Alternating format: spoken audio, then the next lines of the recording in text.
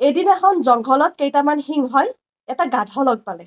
গোটেই সিংহ কেইটাই মানে গাধাটোক খাবৰ কাৰণে মুখ মেলি চিঞৰ বাখৰ কৰি গাধাটোক খাব গৈছে। তাৰে মাজত এটা সিংহই ক'লে, ৰ ইয়াৰ কাৰণে মই এটা বেলেগ উপায় ভাবিছো। নাই নাই নাই, খাবই লাগিব, বিৰাট ভোক লাগি আছে, আজি মজা খানা হ'ব।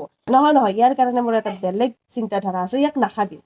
সেনেকে কৈ গাধাটোক সিংহটোই নিজৰ স্থানত লৈ গুচি গ'ল। লৈ যাই নিজৰ দৰে থাকিব শিকালে। মানে একদম পুৰা ব্যৱহাৰ পাতি চাল চলন সকলো সিংহটোৰ দৰে শিকাই দিলে। শিকাই দিয়াৰ পাছত কৈ দিলে যে এতিয়া তুমি যোৱা, তোমাৰ জাগালৈকে যোৱা। সেই গাধাই আৰু এই যে আগতে গাধবিলাক আছিলে সেই জাগাত গুচি গ'ল। যোৱাৰ পাছত সিয়াৰ চাল চলন চব দেখি একেবাৰে পুৰা একদম সিংহৰ দৰে লেভেলত থাকে। এনেকুৱা লাগে যেন মানে সি গাধ নহয়, সিংহ হয়। বাকী কেইটা গাধাই মানে বিৰাট ভয় খায় সিয়াক দেখি কিনে। সিয়াৰ ওচৰে পাজৰে থাকিবই ভয় কৰে। গাধটো সিংহৰ মাজত গাধই আছিল, কিন্তু এই গাধবিলাকৰ মাজত সেই গাধটোৱে ভাবিছিলে মই একেবাৰে সিংহৰ দৰে হৈ গৈছো, নিজৰে মানে তাকাত দেখাব ব্যৱস্থা কৰিলে।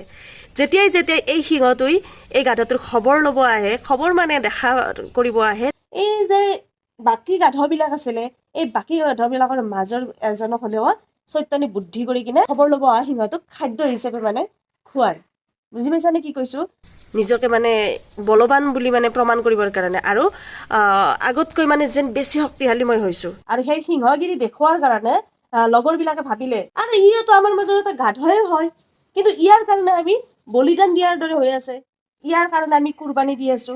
যেতিয়া সিংহটো আহে তেতিয়া আমাৰ ভাগৰ এজনক খুৱাই দিয়ে। আজি যদি সিংহটো আহে তাৰ আগমুহূৰ্তত আমি নাইকিয়া হৈ যাম, আমাৰ মাজত কোনো আৰু কুৰবানী নিদিওঁ। এই বুলি আকৌ গুচি গ'ল। তাৰপিছত সিংহটো আহি অইনদিনাৰ দৰে বছ পুৰা একেবাৰে আহি দেখে যে সেই গাধটোৰ ওচৰত আৰু কোনো নাই, এইজনেই আছে যিটো গাধক প্ৰেক্টিচ কৰাইছিল।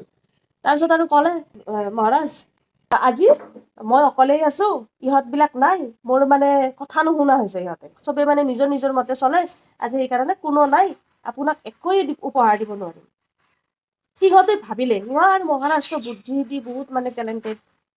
আচ্ছা, তোৰ দ্বাৰা আৰু কাম নহব, সেইটো কথা বুজি পোৱা গৈছে, তোকেই খাব লাগিব।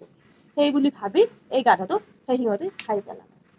সিংহবিলাকৰ মাজত গাধজনটো গাধই আছিল, কিন্তু গাধবিলাকৰ মাজত সিংহই হয় বুলি নিজকে ভাবিছিল, আৰু সেনেকে লগৰবিলাকৰ ওচৰত পাৱাৰ দেখাইছিল।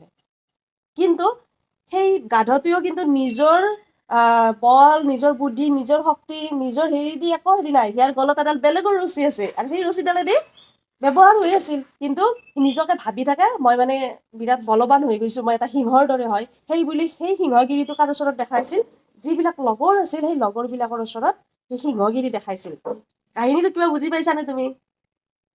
নাই পোৱা? তেতিয়াহ'লে চাবা, মই বুজাই দি আছো। আমি যে এই সমাজখনত থাকো, ইয়াৰে মাজতো কোনোবা এনেকুৱা এই গাধটোৰ দৰে গাধ থাকে, জানা? মানে মানুহ দেখাত কিন্তু গাধয়ে থাকে। বেলেগৰ পাৱাৰ পায়, বেলেগৰ কৰ্মই দিয়ে কাম কৰে, মানে বেলেগে দিয়া আইডিয়া, সেই আইডিয়াত চলে, আৰু নিজকে বহুত মানে পাৱাৰমেন বুলি ভাবি কিনে কি কৰে, বেলেগৰ ওচৰত অত্যাচাৰ চলাই, নিজকে বছ বুলি ভাবে, দাদাগিৰি কৰে, নিজৰ কৰ্ম বুলিব একোৱেই নাই, বেলেগৰ পাৱাৰেদি নিজৰ ক্ষমতাটো দেখাই থাকে। যাৰ বাবে লাষ্টত কি হয়, এই গাধাটোক যেনেকে সিংহই খায়, কেতিয়াবা এই আমাৰ মানুহৰূপী গাধবিলাকক বেলেগৰ ওচৰত ভক্ষণ হব লগা হয়। বুজি পালা? কেতিয়াও কাৰো তলত কাম নকৰিবা। কোনোবাই বেয়া দিশ দিলে সেইটোক নামানিবা, শিকি গুণি লবা, সেইটোক কেতিয়াও বেয়া ব্যৱহাৰ নকৰিবা, হয়নে?